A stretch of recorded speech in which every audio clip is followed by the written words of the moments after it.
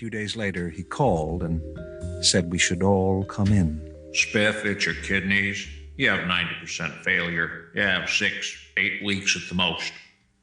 As we left the office, Spiff marches to the elevator and presses the up button.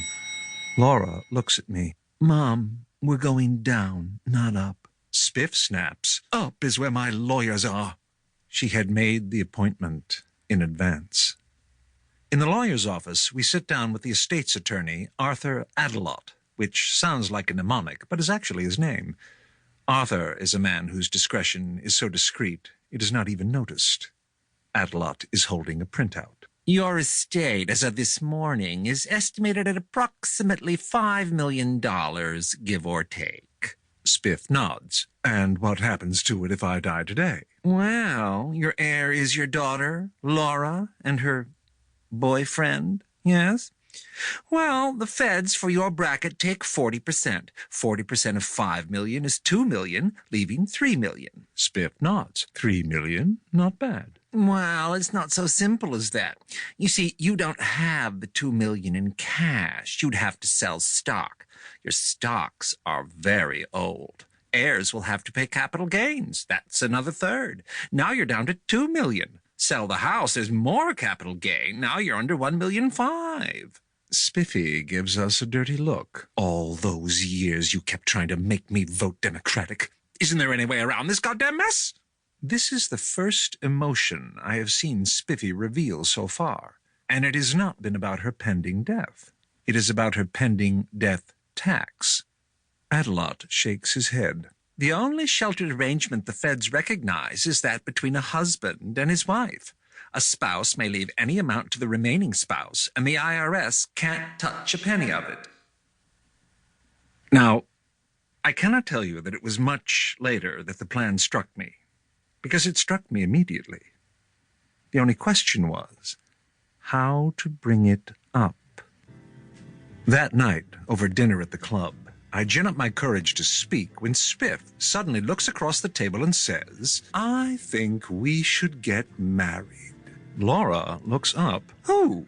Arthur said a spouse could leave any amount to the remaining spouse without paying a penny in taxes. I think Gerald and I should get married so that when I die, you two can inherit my estate without having to pay the goddamn government. I have 2 months. That's plenty of time to do all the official things, and then, when I'm gone, you two get everything. There is a requisite stunned silence. Laura's actually stunned. I'm requisite. Spiff goes on. No, we couldn't get married here. I wouldn't want anyone to know.